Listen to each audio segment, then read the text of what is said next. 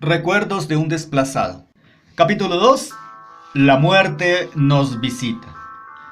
Transcurrido un mes de haber sido herido mi hermano Enrique, llegaron a la vereda el gigante Caldas dos hombres que decían ser hermanos, y sus nombres Julio, el otro Carlos.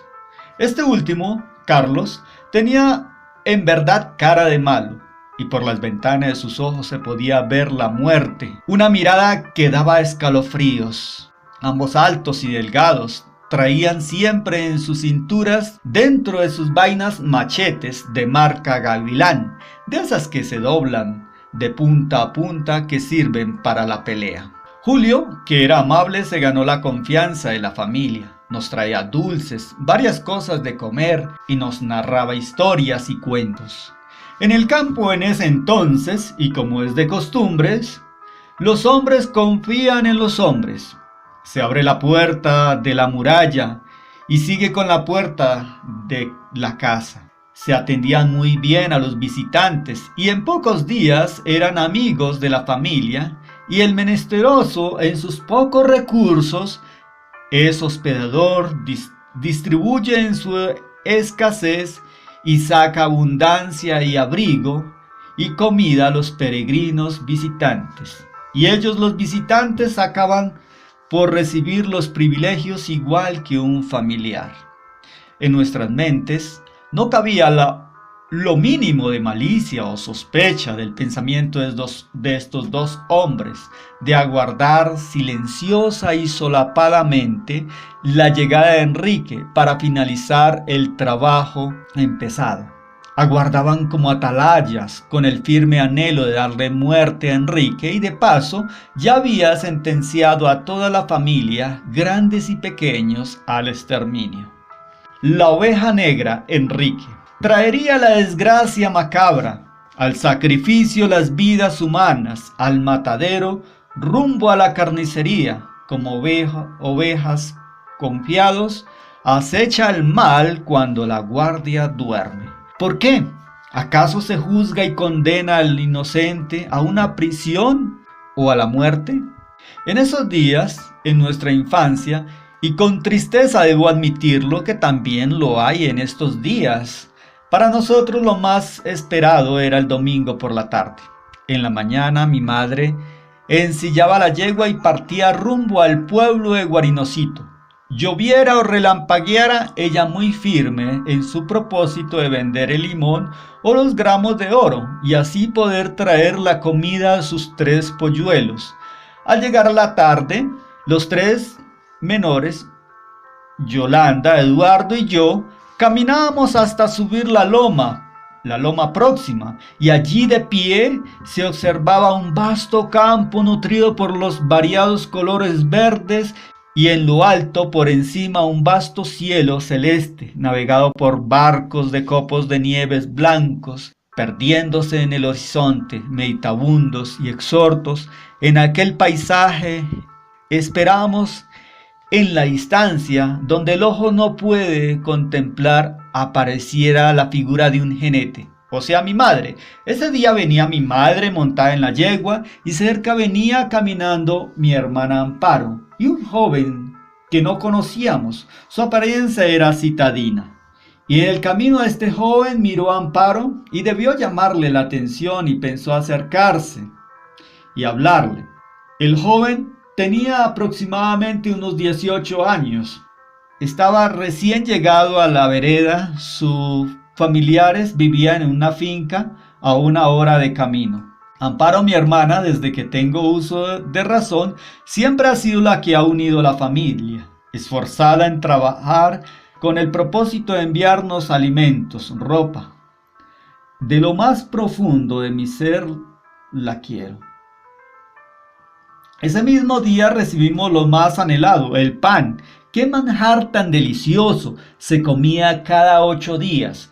Como era de esperarse, mi madre había llegado cansada del largo viaje, trayendo las pocas provisiones que en el abandono, sin tierras propias y la distancia de la civilización, se obtiene el alimento para la supervivencia. Esa noche se despidió dando a todos la feliz noche y se dispuso con ansia a descansar en la humilde habitación custodiada por sus ángeles, que veneraba, o mejor dicho, idolatraba.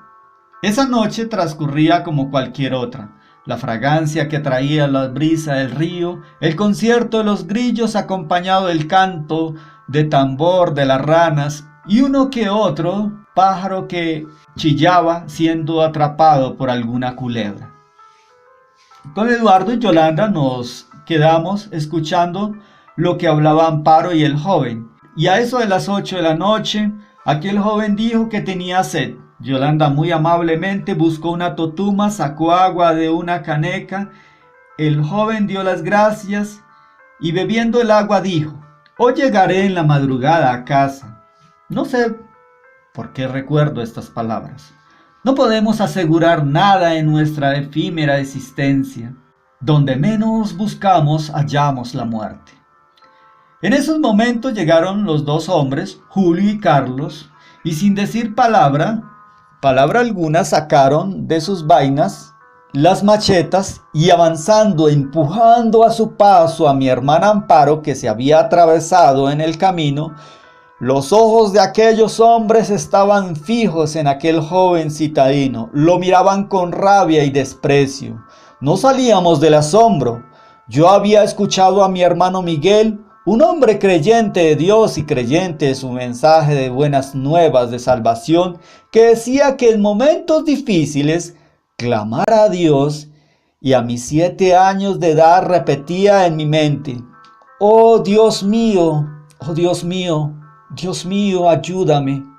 Ni siquiera comprendíamos lo que estaba pasando, pues la reacción fue proteger a este joven. Todos los 4, Eduardo, Yolanda, Amparo y yo, nos acercamos al joven para protegerlo de aquellos 2 hombres sudorosos que se asemejaban a perros rabiosos, rogando a gritos, con el pánico en la voz, que no le fueran a hacer daño. Carlos, con la mano derecha, sostenía la macheta. Con la otra mano nos golpeaba. La macheta resplandecía en lo alto a la luz tenue de una esperma. Cayendo con todas las fuerzas de su brazo y cuerpo, propinando un golpe seco en la cabeza de aquel joven, se escuchó un sonido agudo y opaco de un quejido mientras su cuerpo se desplomaba en el suelo. Tal vez los gritos de angustia e impotencia de mis hermanas y los gritos de Eduardo y los míos despertaron a mi madre, que de repente, sin saber lo que estaba pasando, entró en pánico escénico, como cuando despertamos de un susto sin saber de dónde estamos ubicados, con las palpitaciones y el fluido de la sangre presionando el cerebro. Se escapan los pensamientos asertivos, solo compulsiones de un cuerpo dominado por los sentimientos de angustia y desesperación, y de repente mi madre empezó a gritar como si estuviera loca, sin calcular los riesgos, el peligro tan grande en que estábamos. ¡Yolanda! ¡Tráeme el cuchillo que yo los mato! ¡Yolanda! ¡Tráeme el cuchillo que yo los mato! ¡Yolanda! ¡Tráeme el cuchillo que yo los mato! Repitiendo esta frase sin poderse contener. Su mente se había esfumado, su voluntad se resistía a ver la realidad del momento presente. Sus sentimientos tal vez se desgarraron al ver este joven herido en el suelo y ella queriendo hacer justicia. Se escucharon los gritos de Carlos. ¡Julio! ¡Mate a esa vieja! O la mata usted o la mato yo. ¡O démosles muerte a todos! Me pregunto, ¿quién no teme a la muerte? Esperando el golpe certero y lento. Tras el filo mi carne se deshace. El pensamiento en el dolor no se complace. Afortunado el primero que su luz se extinga, sus ojos ha cerrado y el dolor mitiga. De ver a sus amados será cerrado sin compasión, pues en impotencia el alma se abate en el mar de desilusión. Arrinconados, arrastrados, lanzados por el suelo, La piel se eriza y tiembla, sin anhelo de la presente sentencia a muerte. ¿Quién se complace del corazón destrozado e inerte? La sangre fluye esperando la sentencia, que en su recorrido adormece la conciencia que silenciosamente calla de repente en un absorto silencio con olor a muerte. Julio, desde que llegó a la casa, siempre permaneció en la actuación de generosidad, de brindar amistad, hablándonos con historias y entre charla y charla, haciendo preguntas, y lo más que se alejaba del rancho era el río a pescar.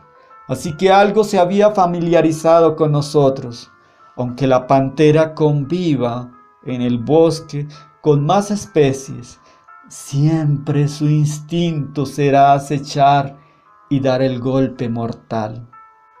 Julio agarró en un instante a Carlos por el hombro y le dijo: «No los matemos, no le hagamos daño por ahora». Fue entonces cuando a empujones nos hicieron salir del rancho. Solo se escuchaban llantos y gritos de miedo y espanto, quejidos y golpes de machetas. Esos dos asesinos, con su adrenalina al 100% y sed de sangre, literalmente picaron al joven. Salieron del rancho con sus machetas ensangrentadas, aún goteando, sus ropas y sus rostros salpicados con sangre. Como en los tiempos del holocausto de los nazis, nos colocaron en fila. La luna lanzaba una luz tenue. De pie como testigo estaba ese árbol grande, como si estuviera cobijándonos. Recordé que cuando tenía pesadillas, la solución era pellizcarse para despertar y volver a la realidad. Y así lo hice y comprobé que ese momento era real. En el infinito tiempo de angustias, respirando cerca de la muerte con olor fuerte a hierro oxidado, del cual no podía escapar. Carlos levantó la voz y señalando con su mano, aún sosteniendo la macheta, dijo: «Hagan de cuenta que aquí no pasó nada. Si hablan con alguien de esto se mueren. Les cortaré la cabeza, los brazos y las piernas. Los meteremos en una bolsa y los enterraremos allá en la platanera, semejante a este perro que vamos a enterrar». Yolanda tenía 11 años, una niña flaca y de escaso crecimiento. Salió de la fila, corrió por detrás de la casa, miró por las endijas de la pared esterilla de aguado. Vio a este joven literalmente, todo su cuerpo picado a macheta, sus heridas abiertas, que dejaba brotar fuentes de sangre. Y después nos contó que este joven herido de muerte le miró y con voz opacada y dolorosa le pedía ayuda. Tal fue los gritos desgarradores de impotencia de mi hermana, que sentí escalofríos de la cabeza a los pies. Mis ojos estaban fijos observando que corría como loca, temblando, sin poderse contener, sin rumbo fijo. Creo que ese día todos en la familia enloquecimos. Es que, ¿cómo nos iba a pasar eso a nosotros? Recibir tanta abundancia en miseria, hambre, abandono, sin padre. Y ahora esto sobrepasaba el dolor y la angustia. A pobre mi madre y mi hermana Amparo, que no vivía con nosotros, pues trabajaba en la ciudad en un almacén. Y preciso ese día se antojó en visitarnos. Los dos hombres sacaron del rancho el cuerpo del joven. Lo enterraron en la platanera a unos 500 metros de la casa. Esa misma noche, al marcharse esos dos hombres, nos repitieron la advertencia y añadieron: «Estaremos patrullando en este sector. Somos de la mano negra». La noche se hizo eterna y silenciosa, del inicio de sobresaltos de pesadillas. Por fin llegó el lunes, día de estudio, de ir a la escuela rural. El suelo de la casa amaneció rojizo, con un olor fuerte de muerte. Había que desaparecer todo indicio de la noche anterior, tanto físico como mental. No hay mayor fuerza de la que se puede salir en tiempo de desgracia. Hay alguien que de vez en cuando te prueba para que sepas que la vasija que es de barro, no es de barro, sino más bien de acero que sostendrá la construcción de otros. Ese día fue un trabajo arduo, cargar el agua desde el río y echarla al piso de tierra del rancho. Parecía que entre más agua le echáramos al suelo, más se extendía la mancha roja. Me recuerdo de Yolanda, esta niña que me cuidaba. Barría silenciosamente con una escoba hecha de iraca.